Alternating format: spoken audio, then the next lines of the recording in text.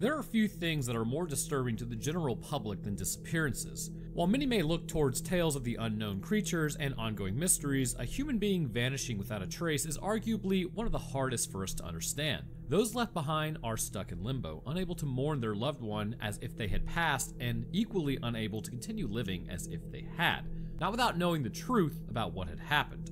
And sometimes it feels like the truth just never seems to come out. Like the theories, the ideas, the evidence, none of it ever shakes out quite well enough to fully explain what happened. And that's the basis of the case that we're looking into today. One that even after 18 years have passed, there's still no definitive answer. Today we're headed over to South Korea in the province of, and bear with me because I'm not South Korean, Gyeongbuk State. Lee Yoon Hee was born in Namyanggu, and again, I'm not South Korean, Gyeonggi Province, to Lee Dong-si and Songhwa-ya. Holy Lord, I'm bad at this. While she initially studied art and statistics at Ewha University, she maintained that her true calling was in caring for animals, and with that in mind, she started veterinarian studies in 2003. She had all but completed her studies by the middle of 2006 and was moving closer to graduation at the age of 29. In her spare time, and to earn a little bit of extra money, Yoon Hee would tutor others around the city. While she was returning from one of these lessons, she had her bag stolen by a passing thief on a motorcycle. Despite chasing after them and even recruiting the assistance of some passing people,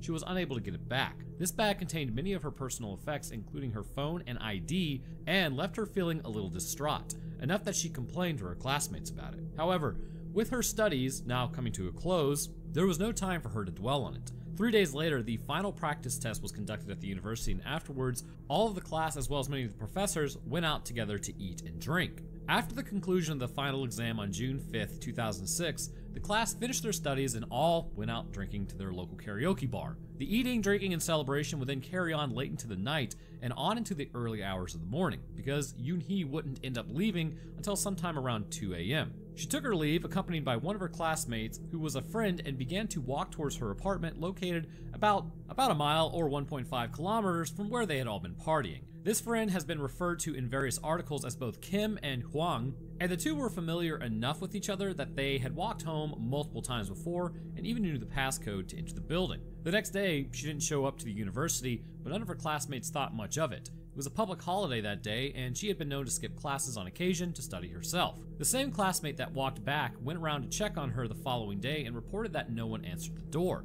but he could hear her pets barking inside. It was on the 8th of June, 2 days after she was last seen, that a group of her friends became concerned enough to revisit the apartment and make sure that she was okay. When they too received no response other than dogs barking, they contacted her family to make sure that she hadn't just simply headed home to visit them unannounced. When they confirmed that this was not the case, they were all now worried enough to involve emergency services. With their assistance, they broke into the apartment and found it in a state of untidiness, but not complete disarray. Her dogs were hungry and thirsty, and some of a mess was attributed to them scrambling around, trying to find something to eat. There was a bit of an unpleasant smell, but again, this was considered to be a result of her pets being alone in there for a few days. Nothing of value appeared to be missing. In fact, the only things that did appear to have been taken at first glance were clothes, shoes, and a bag. Aside from a flower arrangement that had been hung up being on the floor, the police made the assessment that there was nothing here suspicious. They believed that she had simply gone off somewhere by herself and would return in a bit.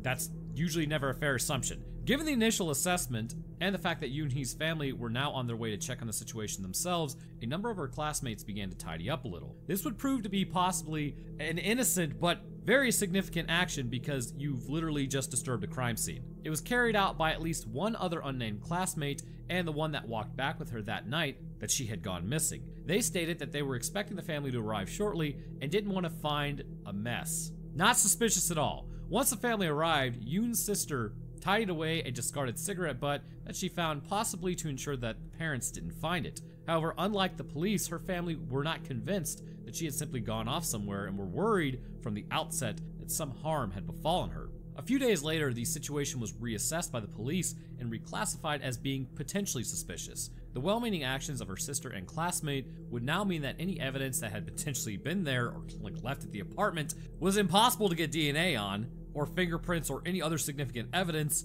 because they just literally ruined it. So the police looked at her computer and found that at some time around 3 in the morning on the night that she went missing, it had been used to search the internet for a number of concerning terms and the number used in South Korea for contacting authorities. the computer would remain online for more than an hour after this before being manually shut down. More forensic analysis on her online presence showed someone logging into her accounts a few days after her disappearance at a location about an hour from her home. Further computer analysis showed that much of the data had been deliberately erased at some time after her disappearance. Since her family were basically camped out in her apartment between frantic searches, they suggested that either it was a family member for reasons unknown, or someone who had entered the apartment while the family were not there. The tool used to conduct the deletion was one that was pretty uncommon at the time in Korea, and it led police to believe that whoever did it was fairly familiar with technology. Appeals were launched and flyers distributed urging anyone with any information to come forward, and even requesting Yoon Hee herself to make contact with authorities if she was somewhere else, just to let them know, or her family know, that she was safe and no harm had come to her. The authorities questioned at least 40 people and conducted polygraph tests where they felt them kind of just appropriate. Although, one of the things to know about polygraph tests, at least in the United States, is these things are not really admissible in court at all because they're not really that accurate. In fact, that kind of blows the whole Steve Wilkos thing out of the water because, to be honest with you, it's like 50% of the time, and then you can also just beat them by slowing your heart rate. It's not really great. Anyways, those that were questioned did pass these tests though, but again, take that with a grain of salt because of what I just said. Ultimately, they had a force of thousands between volunteers from the public and firefighters, as well as the police, with which they searched the local area. They went into the mountains nearby to look for any signs of her and used sniffer dogs to try and pick up any scent available. And it was all to no avail. Nothing of any real significance would be found in the first few days. On the 13th of June, her notebook was found in a surgical practice room at the university, and this notebook was found in a room that was nowhere near where Yoon Hee would have been as part of her studies. The investigation led to many around Yoon Hee being questioned, but with little concrete evidence to move forward with. Although they probably should have started with the person that, hey, let's clean up her place for her family. I don't know, that's a little, again, it's suspicious. I know it was her sister, but also the unnamed classmate. Anyways, they also spoke with her neighbors and found no one had reported or heard anything the night of her disappearance. One neighbor would come forward to say that they believed they themselves had been followed shortly before Yoon Hee disappeared, stalked by a man that they didn't recognize who followed them to their door, and the man only left after she confronted him.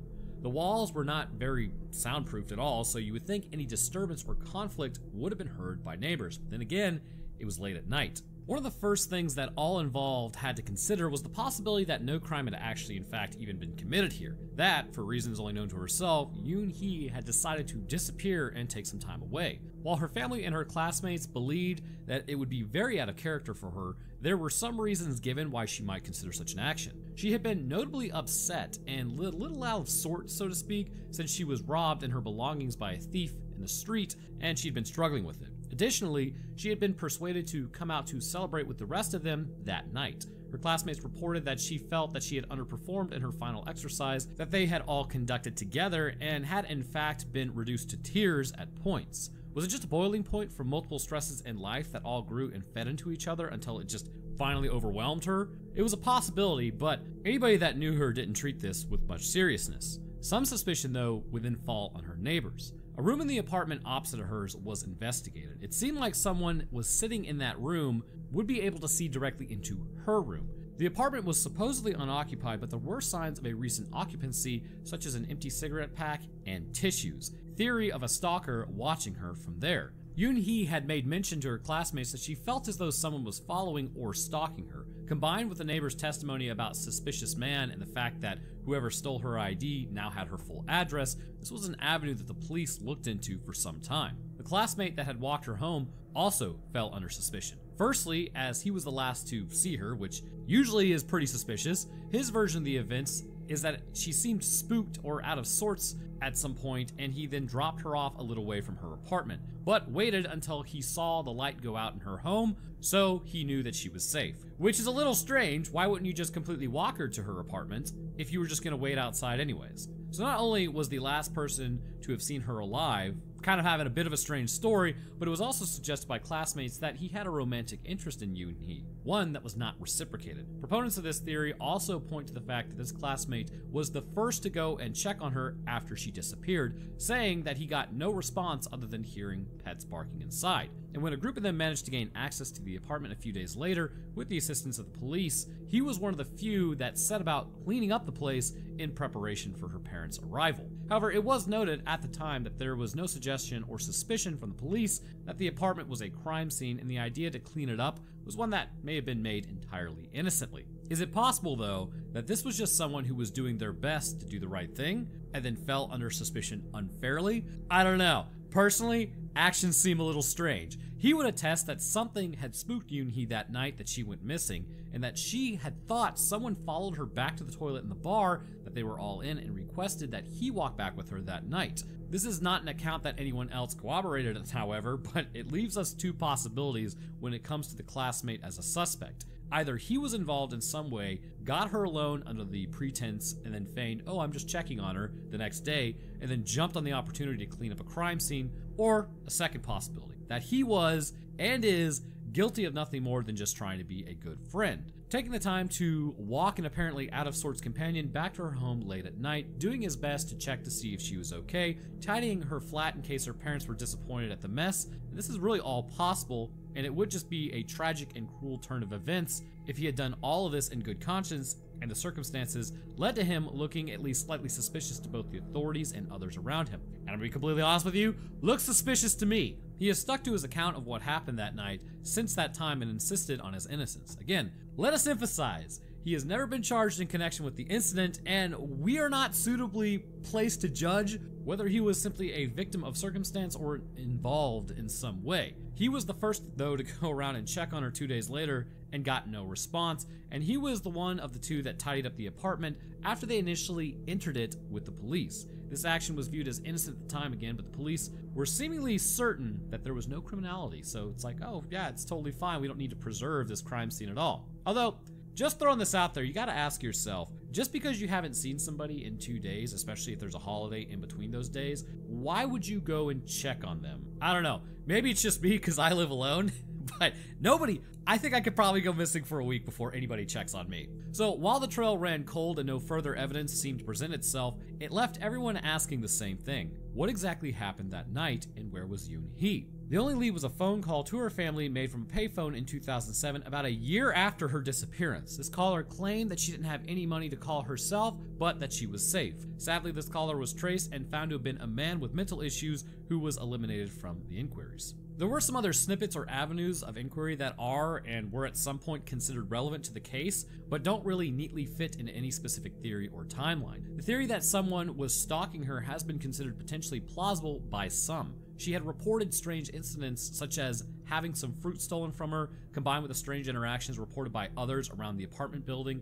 and the room opposite of her apartment that was investigated by the police. This was another avenue that many looked down once again, but nothing concrete seemed to be found. When they were asked about the state that they had found the apartment in, her friends attested that it possibly looked as though she had been visited by someone or was expecting them. They noted that there were 2 glasses set out, and amongst other small hints. There was also a table that was missing from the apartment that seemed rather odd, as it was one that was well loved by Yoon Hee and continued to be used long after it began to fail. It was nowhere to be seen when they first entered and was found outside in the garbage a few days later. Also, I just want to quote Wendigoon on this one real quick because he made a point in one of his videos a while back. Sometimes with police, there's the most obvious things possible and they'll just kind of miss it. It's kind of human nature almost. I think he said the cops searched the skeleton pile and then found a bunch of skeletons, and it's like, oh, this cracked the case wide open. It's kind of actually what happens in reality. Sometimes when you have the police, they are stretched so thin investigating so many different things that they will miss the most obvious things. For instance, a disturbed man calling the family somehow and talking about how he was Yoon Hee and that he was safe. How did you rule that guy out? If he's disturbed and he has the family's number, which I mean, I suppose there were flyers up, it's totally possible. It just seems a little odd that he would do that, right? Anyways, while much significance has been made out of this, that it was somehow involved concerning the table that caused Yoon Hee to vanish, it is also possible that she simply finally gave up and threw away the beloved piece of furniture. It's also possible that the family were the ones to expunge her online information. Acts such as tidying prior to arrival and getting rid of the cigarette butt by her sister seem to imply that there was some sense of shame suspected somewhere. When we go over some of these possibilities and theories that came up, both at the time and since, we need to emphasize that there have never really been any arrests made in the case. There have been no individuals sentenced in a court of law or any action to put someone behind bars. That is to say, all of what you're about to hear is pure speculation at this point, and you know that's what I'm really good at. Speculation that is usually backed up to some degree with facts of the case or theories generated by others, but none are meant to be taken as this is supposed to be what it is. It's all alleged, basically. And none of it is really used as a formal accusation or suggestion that we know truly what happened. Since the institution that Yoon Hee attended to was for vet studies, there was a near constant supply of animal remains generated, ones that were dissected by classmates for learning and then collected and destroyed by a company. On the 8th of June, mere days after she was seen, there was a discrepancy noted by the company. The weight of the remains was around 70 kilograms higher than expected. Some have hypothesized that someone took Yoon Hee's life and then managed to place her with the remains where they would be collected and incinerated along with the animals. No proof of this has ever been offered, but the additional weight is suspiciously close to what an average person would weigh, and there were no other instances noted where the weight fluctuated by so much. She had complained prior about fearing that she was being stalked, potentially by someone that lived in her building. The theft in her bag that did contain her ID would have been distressing on its own, but given that it would have also let an unknown stranger know exactly where she went to school and where she lived and what route she was taking, this would be enough to make anyone a little on edge. And again, while this is a different country, as per usual, this is why I'm a big proponent of stay strapped or get clapped.